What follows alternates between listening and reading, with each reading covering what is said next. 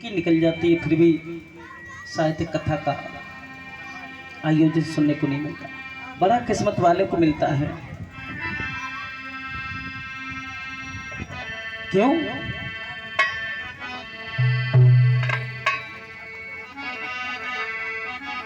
किसी कवि ने भी बताया, लिखा है कि जब जब होए और धर्म की हानि और बाड़े असुर चराचर की हानि।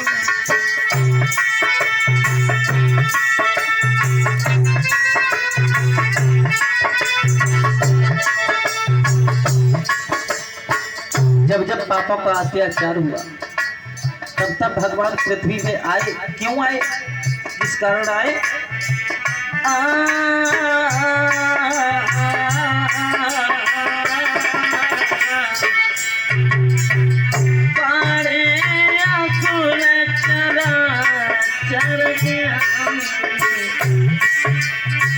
जब जब होए धर्म की हानि।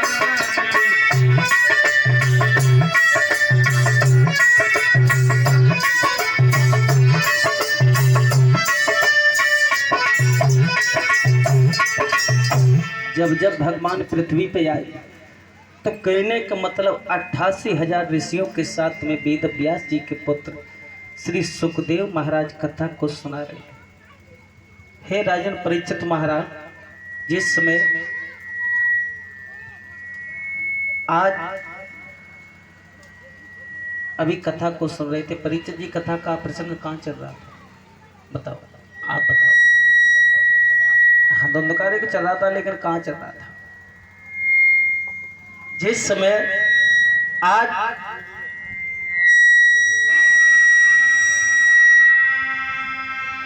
देखिए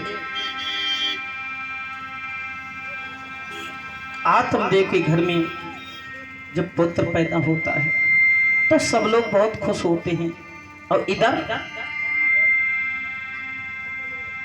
आत्मदेव जो ब्राह्मण थे आज वृद्धावस्था में आने लगे और जो बूढ़े होने लगे हैं, और इधर गाय के जो गोकर्ण भगवान पैदा हुए थे, संतान तो पिता की एक ही होती है।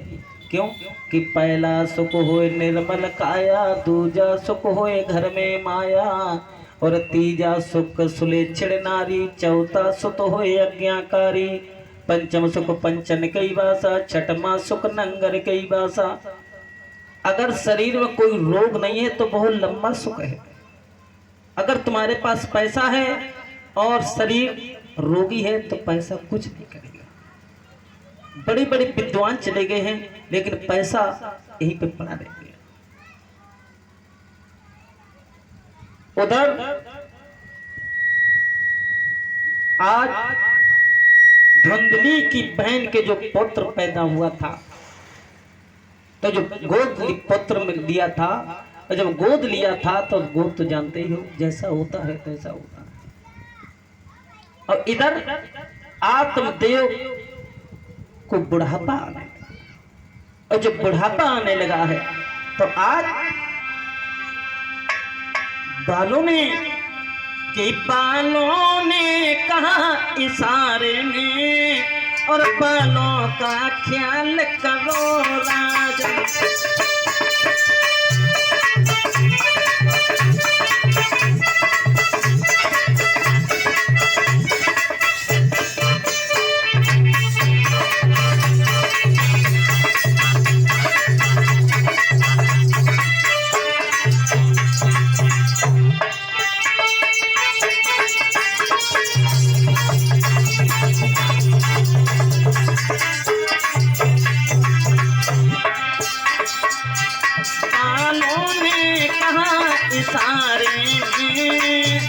बालों का ख्याल करो राजा।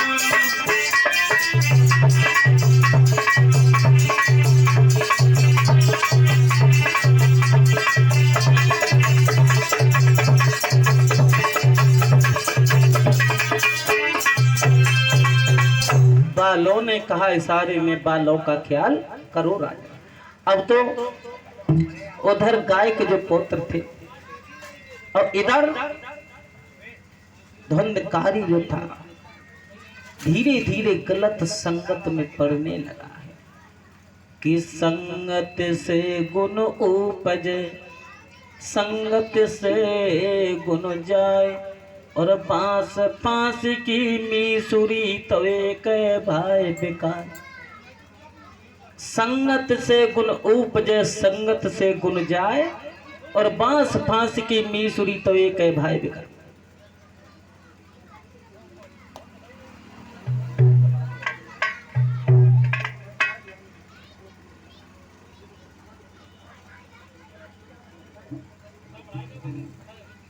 आज मेरे श्रोता बंधु, संगत से गुण उपजे संगत से गुण जाए और बांस फांस की मीसुरी तो एक है तो कहने का मतलब हमारा ये है, आज मेरे श्रोता बंधु जिस समय गलत संगत में पड़ जाता है तो यहां तक हुआ बेस्याओं के घर जाने लगा है। और जब बेस्याओं के घर जाने लगा है तो इधर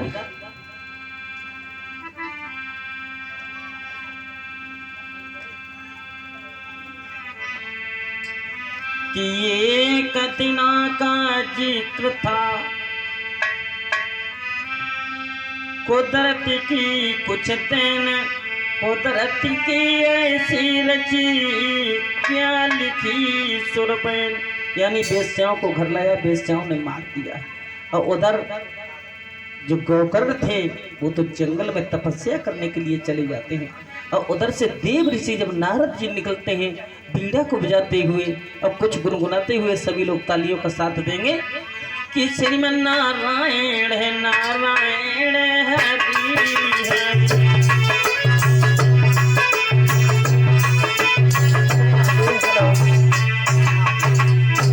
श्रीमन नारायण भजमन नारायण नारायण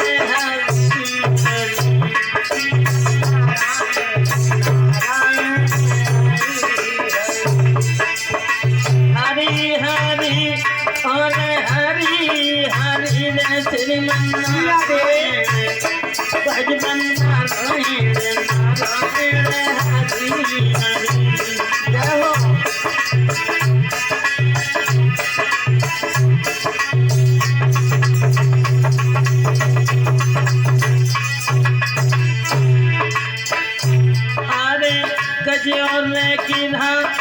लड़े जलो जल भर सूरी पटी जल बाके प्राण पचारायण श्रीमन नारायण भजमन नारायण नारायण हरि हरि।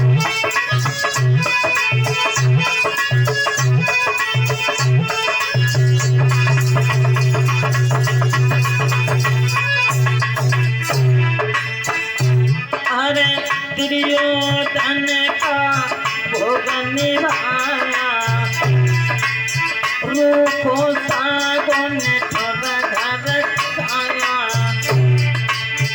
उसका भोग लगा श्रीमन नारायण भजमन नारायण नारायण हरि हरि।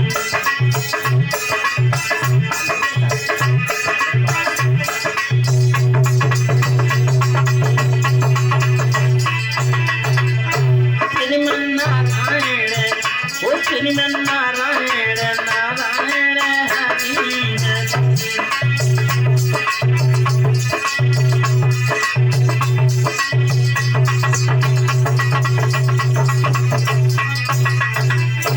अरे गजों ने किधा लड़े जलू भीतर दिल भर सूरी बची जल ऊपर बाके प्राण पचारायण श्रीमन नारायण भजमन नारायण नारायण हरि हरि।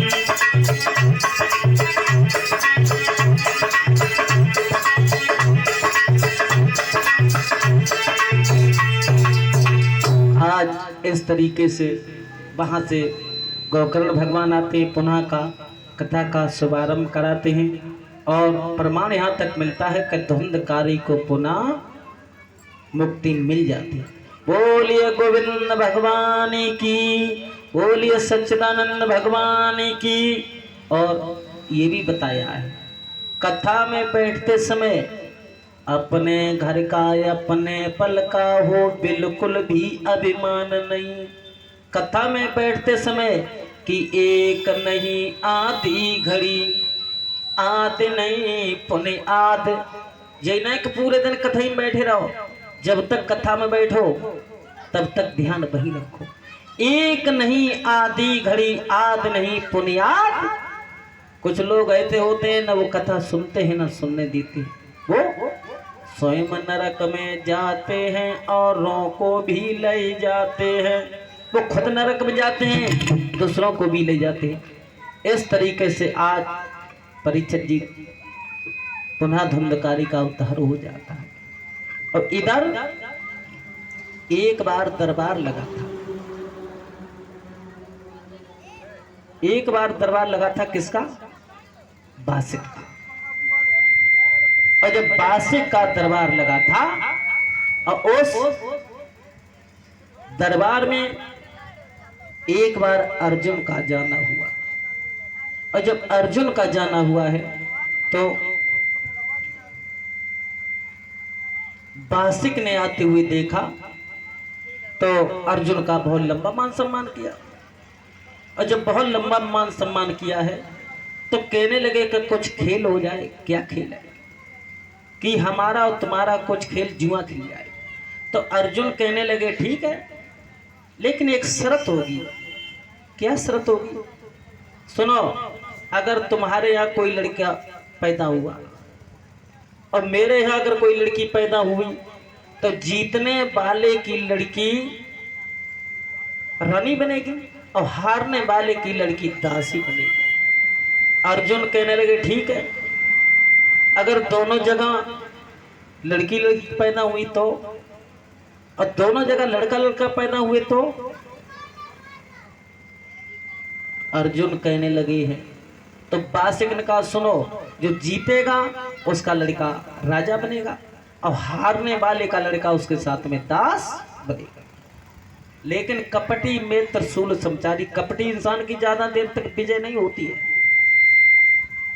बासिक के अंदर कपट था। आज मेरे श्रोता बंधु जिस समय वहां पर खेल खिला तो बासिक हार जाता है। और जब बासिक हार जाता है, बासिक घर की तरफ चला तो बासिक की पत्नी ने देखा महाराज उदास क्यों हो? जब तुम घर में आते थे तो बड़ा खुश रहते थे, आज इतने उदास क्यों हो? अरे बोलो ना। तो पूछने लगी कि कलियों की भांति खिले घर में, कि जब जब आंगन में तुम आते थे।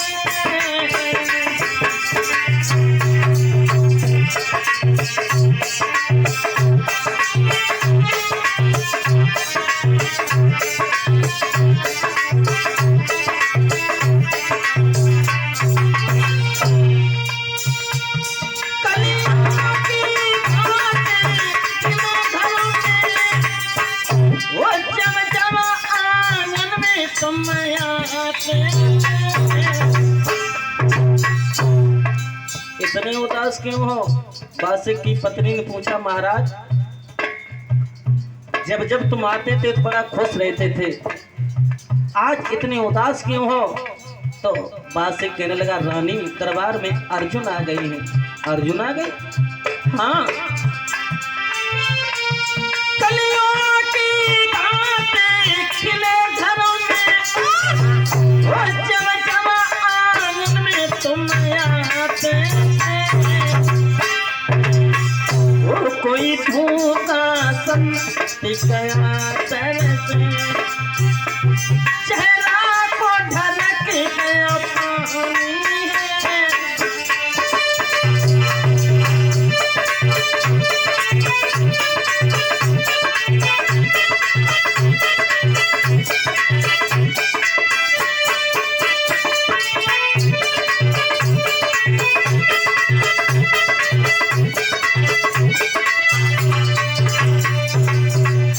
में शब्दों को पूछा।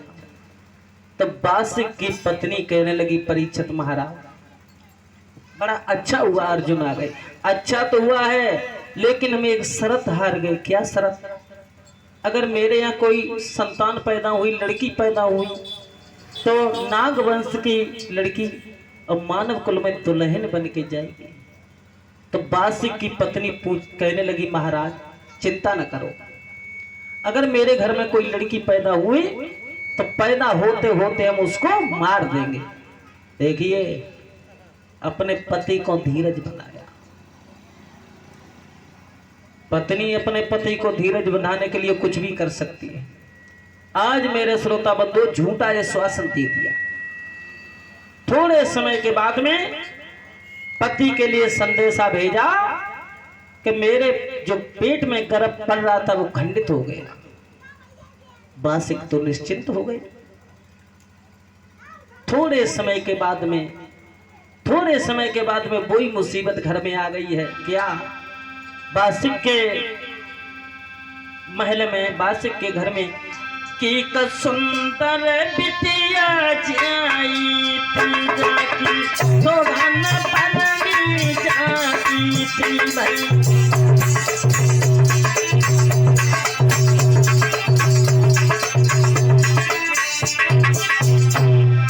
सुंदर बिटिया जाई थी, सोहन बनगी जाती थी।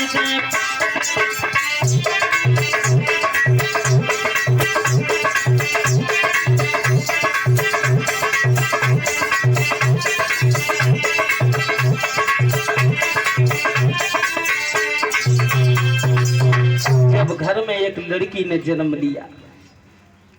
आज जब जन्म लिया है, माता ने उस लड़की को गोद में उठाया, कहा चलो मेरी लड़की है, आज नहीं हम इसको कल मार देंगे।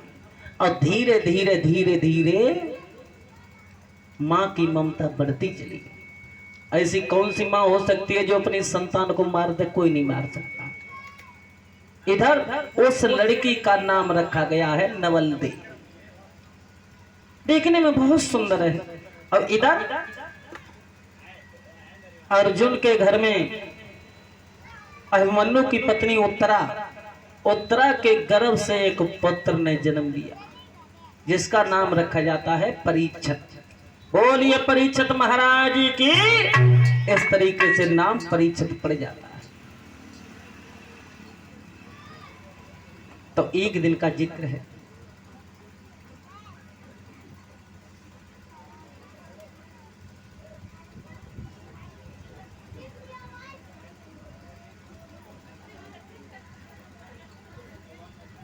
आज मेरे श्रोता बंधु क्या होता है, जिस समय अब एक दिन उधर लड़की सियानी होने लगी। और जब लड़की सियानी होने लगी है, लेकिन बासिक को कोई पता नहीं था। रविंद्र भैया एक कोई बर्तन मंगवा लो, उसमें ये दूध करता है, जल्दी करो, थोड़ा जल्दी करो।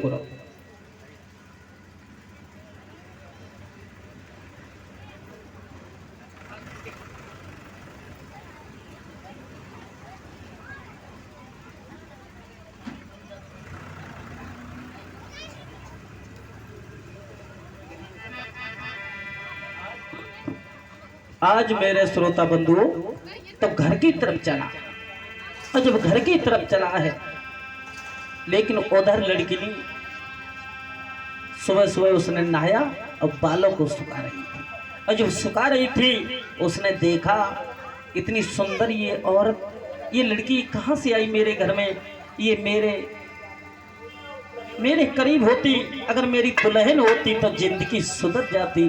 और जैसे ही ये शब्द सुने तो पूरे शरीर में कोढ़ पैदा हो जाता। और जैसे ही कोढ़ पैदा हुआ तो घर की तरफ चले। अब आगी औरत इधर आ। ये कौन है जिसको देखते ही देखते मेरे शरीर में कोढ़ पैदा हो गया? तो आज लड़की की हालत जब बताई है तो रानी रोने लगी है, बासिक की पत्नी, और कहने लगी महाराज कि करके पति की याद और नारी की छूट गई थी बबकारी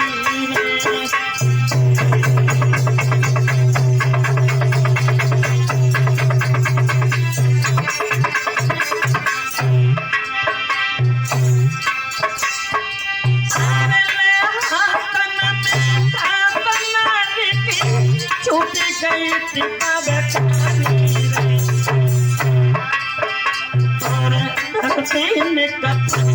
गई अधर्म में कोई न जाए कमाई रे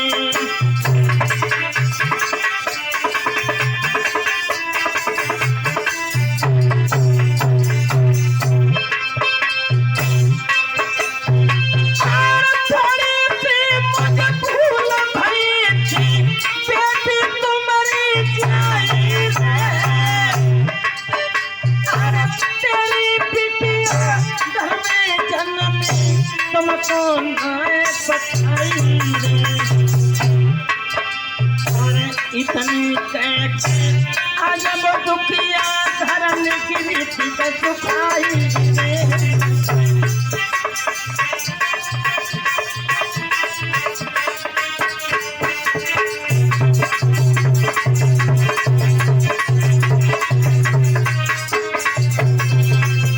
एकदम से कहने लगी है, महाराज मुझको माफ करना, ये तुम्हारी लड़की है, इसका नाम है नवलदे, मैंने तुमको नहीं बताया था। अब आ गई औरत, तो हमको बता तो देती, हमसे कितनी बड़ी भूल हो गई है। अब आज लड़की के पास में पहुंचे, हाथ जोड़ करके कहने लगे, बेटी हमसे गलती हो गई, मैं बड़ा कमीन हूँ और बड़ा लाचार हूँ तुमसे।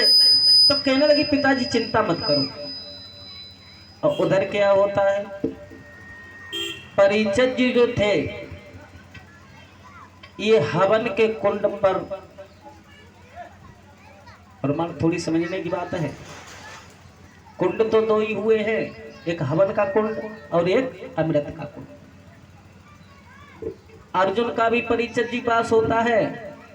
अब उधर उनका पैरा था अमृत का जो कुंड था। तो परिचय जी ने देखा कि बाबा आपको शोभा नहीं देता है, इस पर पहरेदारी हम करेंगे। तो बहुत रोका लेकिन नहीं माने। आज अपने बाबा को हटा दिया, स्वयं ड्यूटी पे लग गई।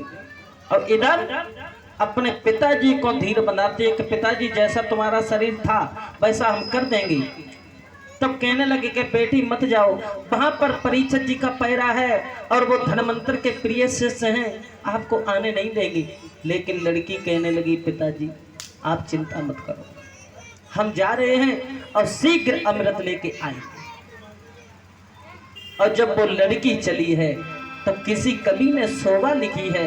उस लड़की की क्या सुंदर शोभा थी अजय महाराज की चाल तो छवि है।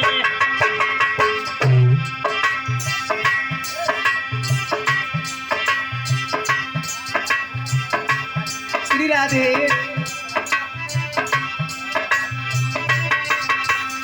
क्या बात है महाराज।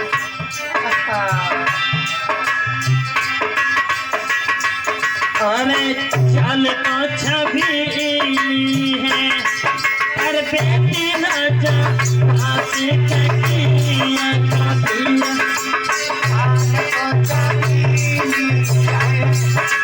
बेटी राजा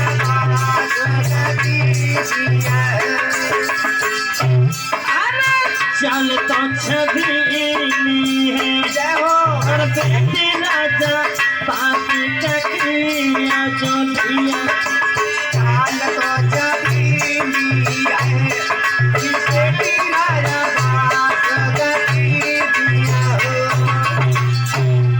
और गोरे गोरे काल काल पे मत मानो, और देखन में भरपूर बिगड़िया शोभा तेरे प्यारी। अरे चल तो छवि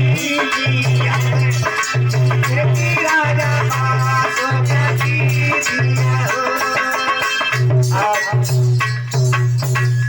अमृत का कुंड के पास में पहुंची है।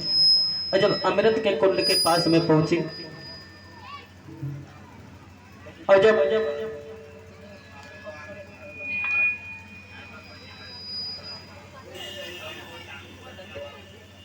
आज मेरे श्रोता बंधु उसी समय बोलिए गमा देवी मैया की, बोलिए पृथ्वी मैया की।